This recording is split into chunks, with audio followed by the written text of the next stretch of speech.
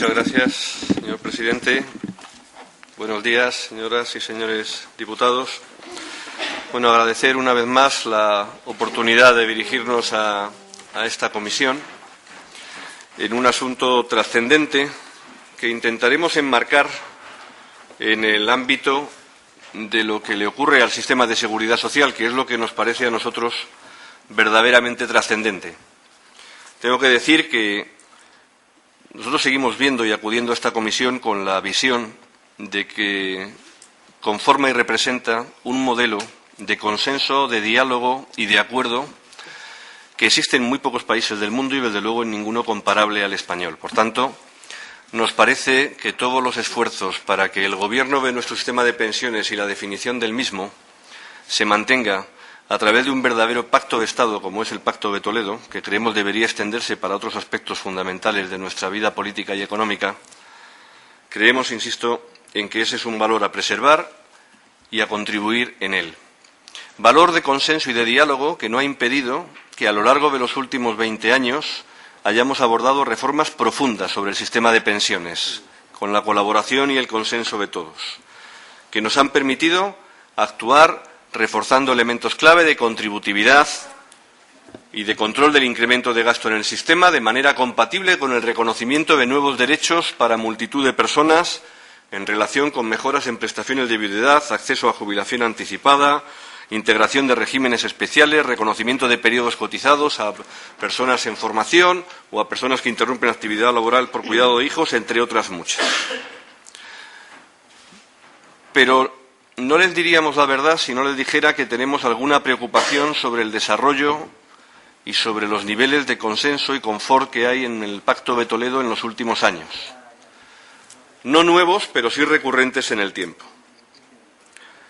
Nos encontramos con dificultades para que esos consensos se articulen y el ejemplo más claro lo tuvimos en el año 2011, donde un acuerdo que supuso una reforma paramétrica intensa, equilibrada, que contó con el conjunto del acuerdo de los agentes sociales, empresarios, sindicatos y gobierno, y con una mayoría suficiente en esta Cámara, pero sin embargo no contó con el consenso que nos hubiera gustado, que hubiera sido necesario para darle de mayor estabilidad, como los hechos están demostrando.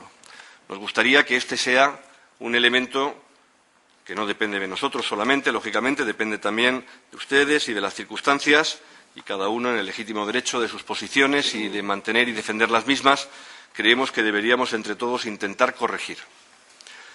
Porque de lo contrario nos encontramos con que acuerdos que se tejen con mucho acuerdo, con un nivel de compromiso y responsabilidad elevado, se ven luego modificados, como hemos visto, con la congelación de las pensiones en el 2011, con la no actualización en el 2012, con diferentes gobiernos o con modificaciones unilaterales como las que se han producido en los últimos meses sobre el acuerdo pactado por parte del Gobierno actual en materias, como ha desgranado ya mi compañera, que tienen que ver con asuntos importantes como la jubilación anticipada, la parcial, regímenes especiales, la integración de lagunas, entre otros. Pero nosotros seguimos reconociéndonos en el acuerdo de pensiones del 2011 como nos reconocemos en los anteriores. Y para abordar este debate del factor de sostenibilidad me gustaría hacer 2 o 3 referencias al respecto. Lo que haré, no lo he dicho al principio, lo digo ahora, es una intervención más resumida de algo que les vamos a entregar a ustedes por completo y, por tanto, al que me remito en su integridad. Por si la felicidad de mis palabras no fuera lo suficientemente precisa, que lo sea el texto que les hemos entregado. Pero en relación con el acuerdo del 2011 les decía que nos reconocemos en ese acuerdo y que nos reconocemos en ese acuerdo que, insisto, abordó reformas paramétricas profundas desde una triple ecuación de equilibrio. Actuó sobre el crecimiento de los gastos, actuó sobre los ingresos del sistema y actuó sobre los comportamientos de cotización, que es algo muy relevante en los próximos años. Como consecuencia de ello, se han derivado ya algunas medidas, como el incremento de bases máximas de cotización, como el incremento de las bases mínimas de cotización de algunos de los regímenes especiales, que se han implantado ya en leyes de presupuestos y que son caminos que tenemos que recorrer. Pero en el mismo se abordaba también una referencia al factor de sostenibilidad que hoy nos reúne aquí, con una visión, en nuestra opinión, equilibrada del mismo, tomando como referencia porque así se planteó desde el Gobierno que propuso esa incorporación y fue aceptado por los agentes sociales en unos términos concretos, tomando como referencia los modelos que había en el resto de Europa, pero con una diferencia fundamental. Frente a medidas orientadas exclusivamente al control o a la reducción del gasto en pensiones, que es la lógica que se plantea en el conjunto de los países comunitarios, aquí abordamos, y es un aspecto consensuado que no hay que despreciar, que las actuaciones sobre el sistema se deberían hacer para abordar una de las cuestiones que hoy nos traen aquí, como es el aumento de la esperanza de vida a partir del año 2027, con revisiones quinquenales, afectando al conjunto de parámetros del sistema y haciéndolo desde el ámbito del diálogo político y el diálogo social. Es ahí donde nos reconocemos, es ahí donde creemos que tenemos que actuar. Y tenemos que actuar porque esa ecuación de actuación sobre el conjunto de parámetros del sistema es la única que permite que el sistema de pensiones en España mantenga los niveles de legitimación social y de aceptación en el conjunto de interlocutores políticos, sociales y en los ciudadanos y ciudadanas de este país, como consecuencia de la incorporación consensuada de medidas equilibradas para mantener y reforzar el mismo. Pero nosotros no haremos un discurso nunca, ni aquí ni en ningún otro caso, en el que desconozcamos la evolución de los últimos acontecimientos. Claro que han ocurrido cosas del 2011 para acá. Y claro que tenemos que actuar sobre esas cuestiones. Pero tenemos que identificar muy bien lo que son situaciones que deben ser coyunturales, de situaciones estructurales que requieran actuaciones sobre el conjunto del sistema. ¿Qué es lo que está ocurriendo, en nuestra opinión, relevante del año 2011 acá?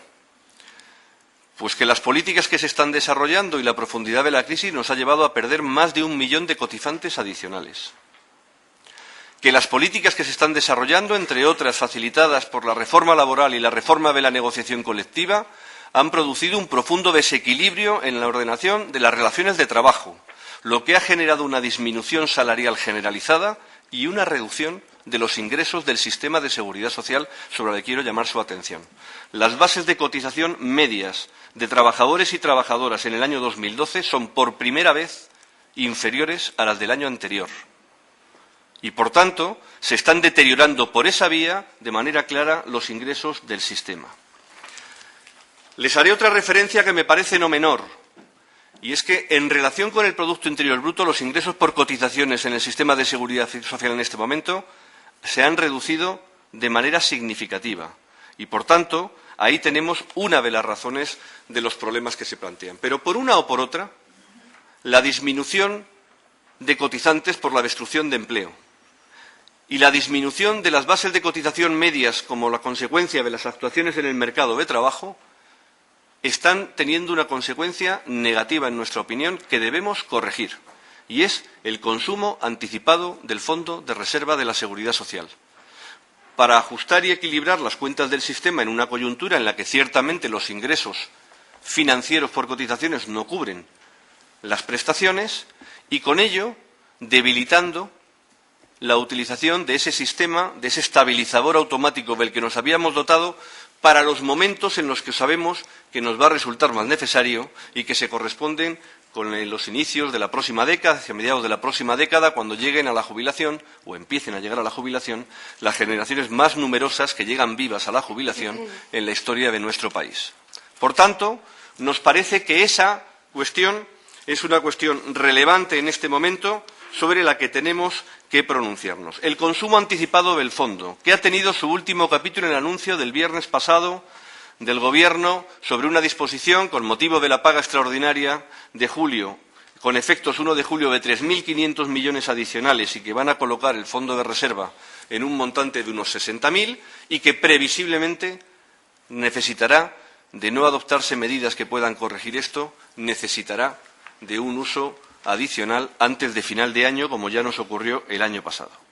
Llevamos 2011 con un ligero déficit, 2012 con un déficit mayor y 2013 con un déficit similar.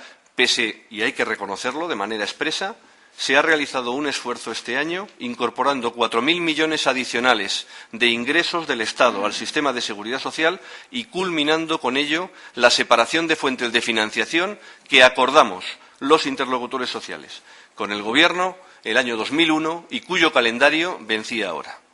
Pese a ese esfuerzo que reconocemos de cumplimiento de los acuerdos alcanzados en el ámbito del diálogo social, este año el sistema terminará también en déficit y, por tanto, seguiremos consumiendo el fondo de reserva. De manera que, de no producirse actuaciones al respecto, el fondo de reserva de la Seguridad Social puede estar consumido al finalizar la presente década. Nos parece que ese es un asunto de especial relevancia que requiere actuaciones inmediatas. ¿Qué actuaciones inmediatas? Mire, nosotros nos caracterizamos por ser realistas y pragmáticos. Y aunque se pueden tomar medidas estructurales en el medio plazo, hoy las únicas medidas, como el propio Consejo de Ministros ha vuelto a reconocer el viernes pasado, son incrementar los ingresos naturales del sistema. Y los ingresos naturales del sistema son las cotizaciones sociales. ¿Significa esto que no puede o no debe haber ingresos adicionales? Claro que puede y debe haberlos. Pero parece más lógico en este momento plantear una medida de incremento coyuntural de cotizaciones para evitar el consumo anticipado del Fondo de Reserva de la Seguridad Social y, por tanto, pedir un esfuerzo adicional a empresas y trabajadores con empleo para evitar que este estabilizador automático desaparezca antes de tiempo y no se limite temporalmente los mecanismos de actuación sobre el sistema que tenemos necesidad de utilizar en los próximos años con el mismo nivel de consenso y con el mismo nivel de compromiso que hemos hecho en los anteriores.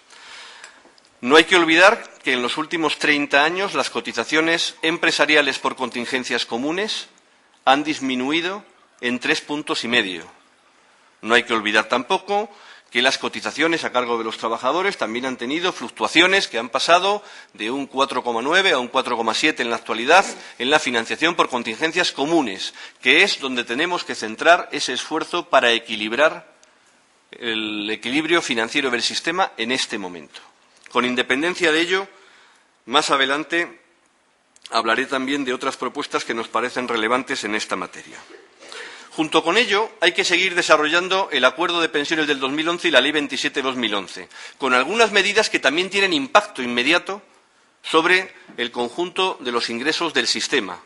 Estoy pensando en la reciente sentencia que ha tenido que volver a colocar encima de la mesa lo que fue objeto del Acuerdo del 2011, que es el derecho a la cotización de las personas jóvenes en proceso de formación y becarios, que supone decenas de miles, más de un centenar de mil, de cotizantes inmediatos en el conjunto del sistema, 150.000, estimó el secretario de Estado de la Seguridad Social en el momento en que firmamos el acuerdo, y un potencial de ingresos por cotizaciones que beneficiará, además, al reconocer carreras de cotización a los más de 2 millones de estudiantes de formación profesional y universitarios que tenemos en este momento. La aplicación de esa sentencia, con los efectos desde noviembre del 2011 que se deben derivar de ella, debe suponer un incremento de cotizantes al que no debemos renunciar. Y con ello queremos emplazar al Gobierno para que no ceda a presiones como ocurrió en la legislatura anterior y, por tanto, para que se aplique de manera cabal el compromiso que alcanzamos Gobierno e interlocutores sociales en febrero del año 2011. De la misma manera, no podemos olvidar que hay dos aspectos clave en materia de pensiones, no solo de pensiones. En materia de pensiones, uno, que son las actuaciones sobre el mercado de trabajo. Lo he dicho antes y lo quiero reiterar ahora. O las políticas de austeridad giran y se complementan con políticas de incentivo económico que nos permita generar empleo, o las dificultades son evidentes. Cuanto antes hagamos eso, menos tiempo será necesario un incremento coyuntural de cotizaciones que proponemos. Menos tiempo será necesario utilizar recursos adicionales. Por tanto, la construcción de mercado de trabajo, modificando de manera profunda la reforma laboral y de manera profunda el esquema de negociación colectiva que se alteró y se desequilibró de manera clara hace algo más de un año, son elementos determinantes de la cotización del sistema de pensiones. Como lo es también, y alguna acción se anuncia desde el Gobierno y desde la Unión Europea en ese sentido, las transacciones en materia fiscal.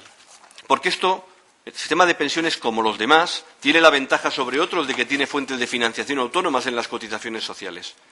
Pero las políticas fiscales, el acabar con la anomalía de que este país tenga 9 puntos menos sobre el PIB de ingresos fiscales, con una legislación que debería a actuar de manera comparable a la de los países de nuestro entorno y, como consecuencia de ello, un gasto de 6,5 puntos menos sobre el PIB que los países de nuestro entorno, es un elemento sobre el que tenemos que actuar de manera normativa para mejorar la equidad fiscal y de manera a través del control del fraude y la elusión fiscal, que son dos asignaturas pendientes fundamentales y que, si se hicieran las cosas como corresponden, entendemos que permitirían modificar profundamente las políticas y modificar también las políticas de incentivo económico a la actividad económica y a la generación de empleo.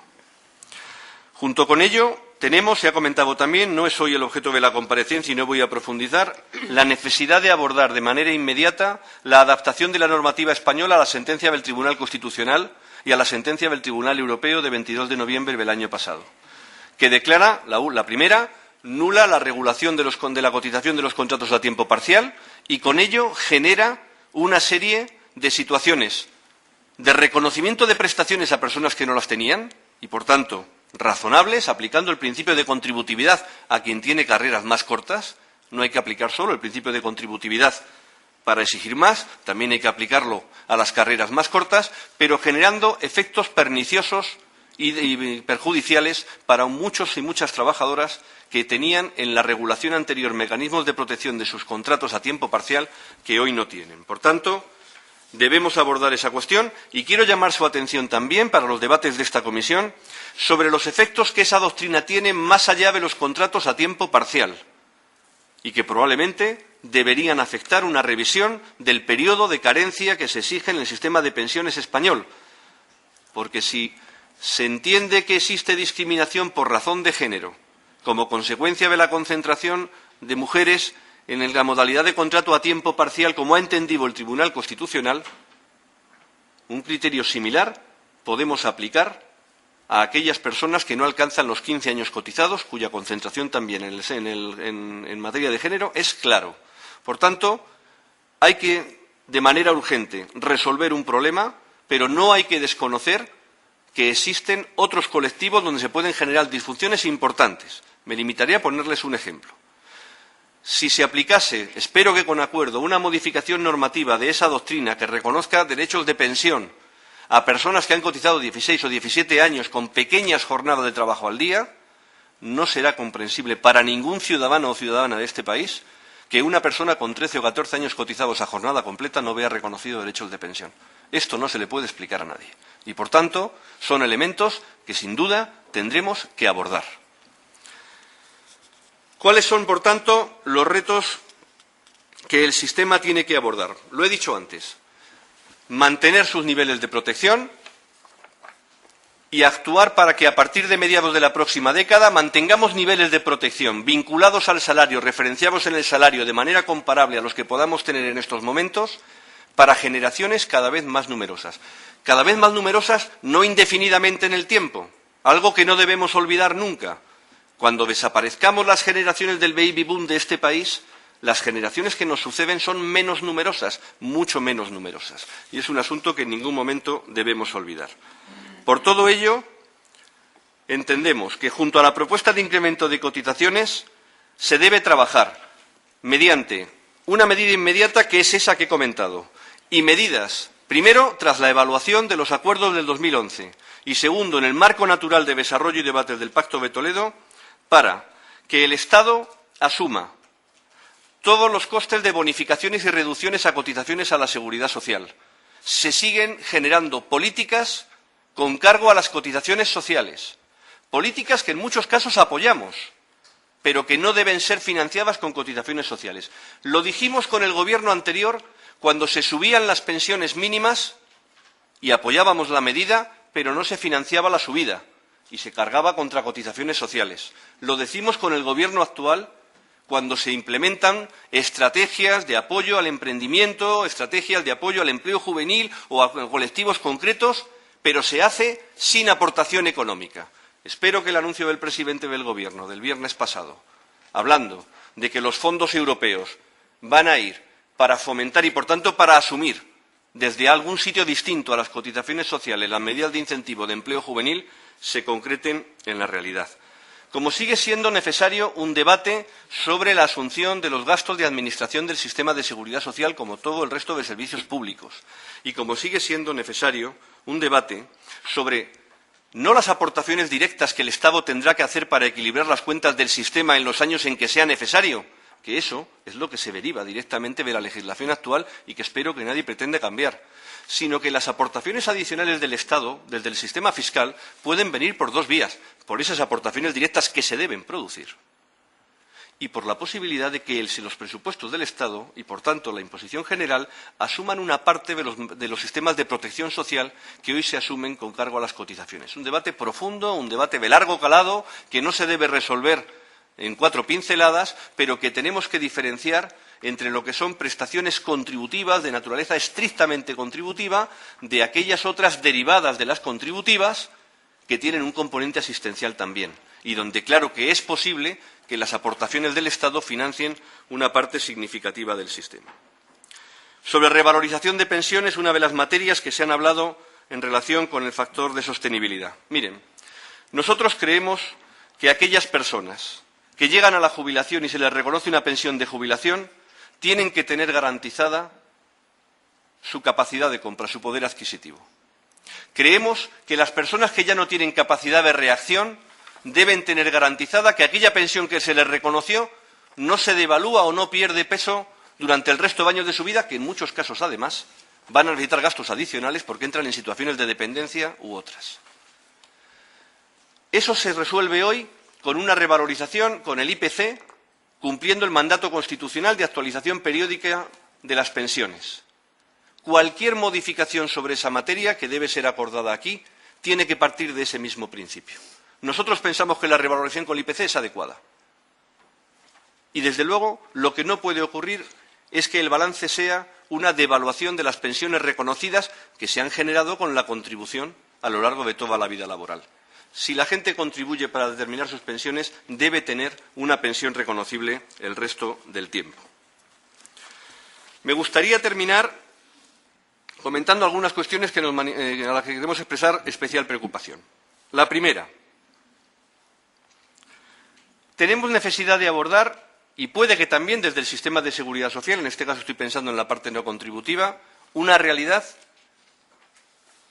de necesidad social grave, y es que hay 600.000 hogares en este país sin ninguna renta. Y cuando digo ninguna renta, es ninguna renta. Ni RAI, ni prepara, ni desempleo, ni subsidios, ni rentas mínimas de comunidades autónomas, ni prestaciones contributivas por desempleo, ni pensiones. Por supuesto, ni salarios. Por tanto, creemos que ese es un asunto que también hay que abordar como una necesidad y como una prioridad. Y creemos que tenemos que eludir uno de los problemas y características que el sistema de pensiones está padeciendo en los últimos tiempos, y es que las recomendaciones y las políticas de gobierno no están siendo determinadas de manera autónoma en este país por el debate entre los agentes políticos y sociales, sino que están sujetas a recomendaciones o exigencias de instituciones que tienen mucha legitimidad, pero ninguna competencia sobre esa materia. Y, por tanto, creemos que ese es un asunto que, de manera compatible con el cumplimiento de los compromisos internacionales que este país tenga, debe abordarse en esta sede parlamentaria y en el ámbito del diálogo social, puesto que empresas y trabajadores son los que financian el conjunto del sistema. ¿Para qué? Para garantizar la confianza en el sistema de las actuales generaciones y de las futuras, de las más numerosas y de las menos numerosas que vienen después, que son nuestros hijos y que son jóvenes y tienen que mantener una confianza en las prestaciones del sistema en el futuro. Segundo, porque tenemos un gran camino que recorrer para alcanzar niveles siquiera comparables a los del esfuerzo que hacen otros países de la Unión Europea. No insistiré en el diferencial de transferencia intergeneracional en relación con el PIB que tenemos. Tercero, porque el factor de sostenibilidad está definido en el acuerdo del 2011 y debe resolverse aquí. Y debe hacerse en los tiempos que se plantean en ese acuerdo. Y para poder hacerlo tenemos que salvaguardar el Fondo de Reserva de la Seguridad Social y es fundamental un incremento de ingresos inmediatos en el sistema, en nuestra opinión, a través de la fórmula que les hemos planteado.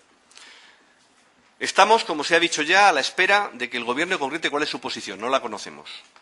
Conocemos el informe de la Comisión de Expertos. Nosotros ya hemos dicho que ese informe ni nos reconocemos en él ni nos vincula. Lo dijimos desde el momento en que se constituyó la Comisión de Expertos, que no era ahí donde se iba a determinar la posición de comisiones obreras. No podía serlo. La comisión la determinan nuestros órganos y la determinaremos en los ámbitos en los que el sindicato interviene como tal, con independencia de los contenidos del mismo, en lo que son rechazables, que los hay, o compartibles, que los hay. Con independencia de ello, no nos reconocemos en ese informe y no lo compartimos. El factor de sostenibilidad está determinado en el acuerdo del 2011 y a él nos vamos a plantear. Y quiero terminar con una cuestión. Nosotros le pedimos al Gobierno que no regule un factor de sostenibilidad de manera anticipada. En esa materia, como en cualquier otra, que no regule sin dejar evaluar los efectos de la última reforma y que no regule sin consenso político y diálogo social. Esa es la petición expresa que le trasladamos al Gobierno. Si el Gobierno desoye esa petición, lo que trasladamos es una petición también a todos los grupos de la oposición. Y es que ninguna regulación de ningún factor de sostenibilidad, ninguna otra cuestión, transmite confianza a terceros si no tiene consensos amplios. Si no los tuviera, quienes hoy están en la oposición deben, más allá del ejercicio de la oposición, permítame que se los diga, asumir compromisos cuando puedan estar en el Gobierno para que las cosas se hagan con los niveles de consenso político y social que corresponden. Insisto, nosotros actuamos de la misma manera con todos los gobiernos. Por eso, se lo pedimos a este y se lo pedimos a cualquiera que pueda ser en el futuro. Muchas gracias.